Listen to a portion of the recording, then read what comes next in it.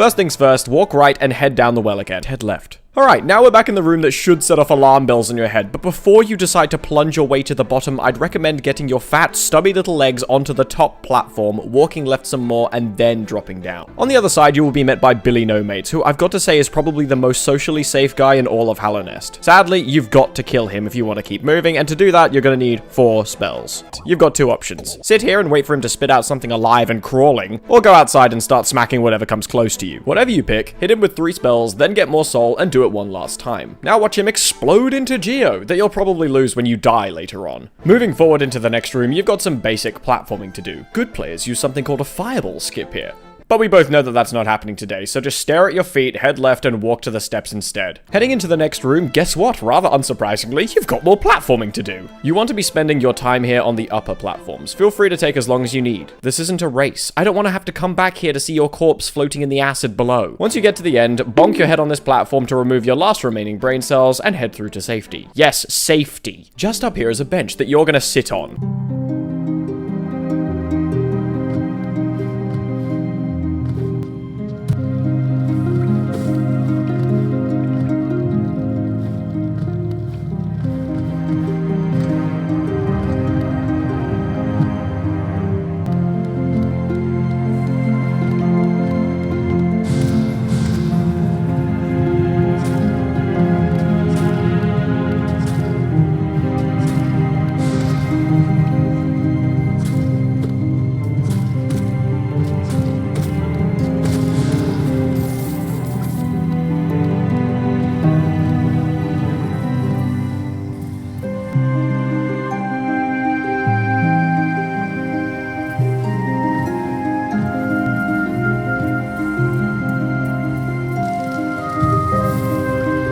Part 2. Moving into the next room, you may notice, if your limited attention span is capable of this, that there is someone up there looking down at us. Once again, if you know what you're doing, you could fireball skip up there, but we all know how that's gonna go.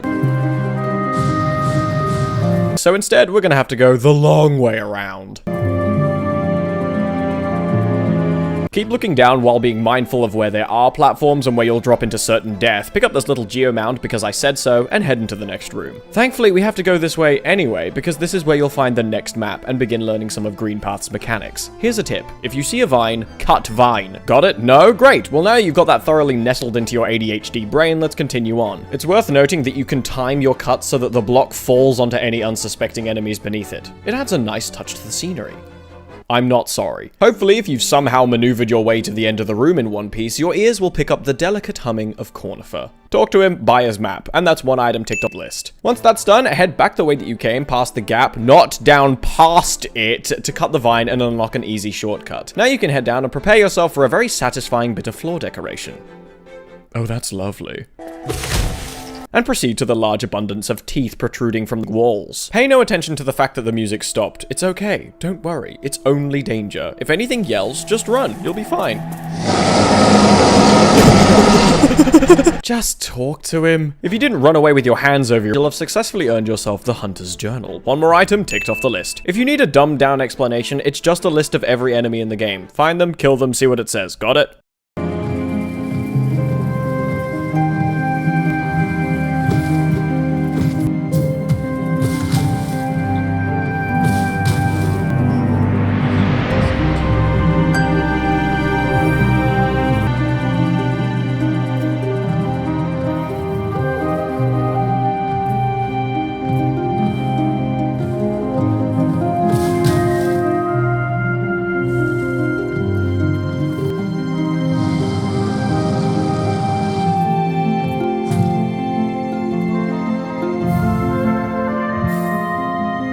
Part 3. Heading out, remember that thing I said? If you see vine, cut it. Now with your path laid out to you about as obviously as functionally possible, it should lead you to a free grub. Good job, that's 3 items ticked off the list already. I hope you're proud of yourself. I won't praise you again. Keep heading left and you'll eventually begin playing Chase the Thing in the Red Dress. Head all the way to the left and pick up the geomound that's here. Great, now you know that even the plants here want you dead. Continuing left like you've broken your controller and now it's stuck heading in only one direction so you keep bashing your head against these little leaf mounds, you'll eventually come across Little Red Riding Hood once again, along with a secret here. that you can't reach, and will probably forget even exists in the next 30 seconds. She'll keep playing tag with you, urging you to go up and up, and now you're in a room that you will most likely fall all the way to the bottom in multiple times. Don't feel bad, you're just trash. Feel free to buy the bench, pick up the geomounds, and kill literally anything that moves. You're gonna be here a while. Once you've somehow made it to the top, I urge you to have full soul before leaving. You're gonna have some unwanted company.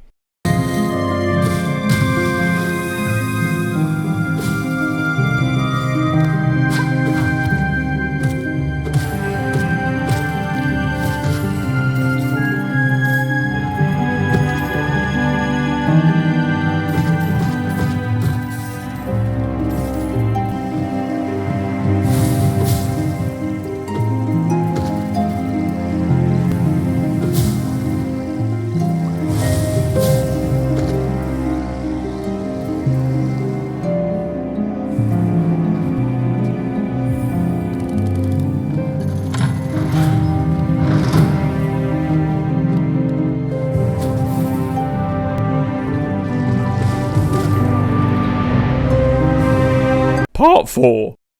Meet George. He's a quiet fellow and a sleepy boy. If you choose to wake him up, you're gonna need to know how to get him back to sleep pretty damn quickly. The sequence to remember is nail to wake him up, nail once he's awake, and then throw every spell you've got at him. If you did it right, he's resting peacefully as a charred lump on the floor, and you're free to head to the next area. Once you're through, start going left. Personally, this next bit is entirely up to choice. You've got two options. You can A, keep walking left and ignore the sounds of a creature feasting on another creature's bones, or B, go up there and see what is going on. Your choice. Once you've made your choice and continue on, down here lies two important things, a buttload of Geo and two more of George. It makes quite a lot of sense to me that you'd want the Geo, but it also makes sense to me that you have absolutely no idea how to use a controller and will probably die over and over again. If you for some reason have faith in your distinct lack of ability, then sure, head down, hit both Georges once, go to one side, and then yeet all of your spells, hitting them both at the same time. If you pulled that off, great, that's one more bonus item ticked off the list. Alternatively, you can abandon your pride, go past them, and continue on till you reach the sign for the next stag station. Head down, then left, or alternatively have another deadly brush with plant-based suicide and buy your next stag station. If you didn't pick up the Geo from earlier, don't worry, you should still have enough to buy it. I did the math and I was still 18 Geo over what I needed before killing George's extended family. And now that's the final bonus item ticked off our list.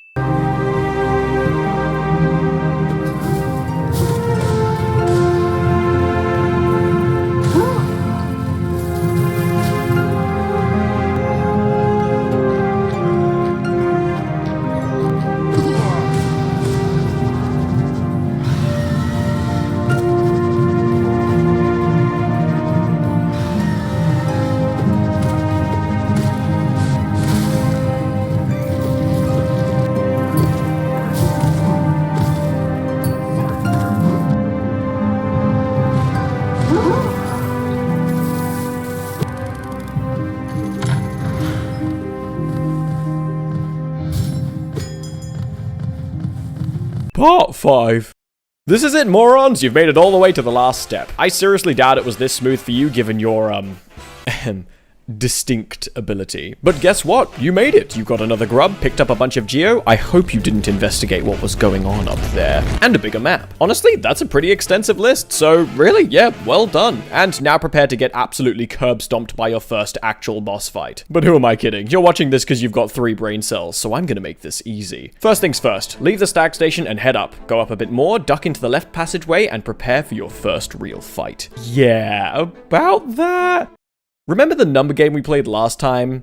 We're doing that again, this time with the number 11. Hit her 11 times in a row and she'll get staggered. This gives you enough time to heal if you're bad, or alternatively, stare into the endless abyss and void in her eyes. I mean, take a breather. Get it? If you're feeling really confident and have soul to spare, then throw spells at her for extra damage and speed up the fight dramatically. Once you're good enough to be able to read her attack patterns, she'll fall apart pretty quickly. Psych!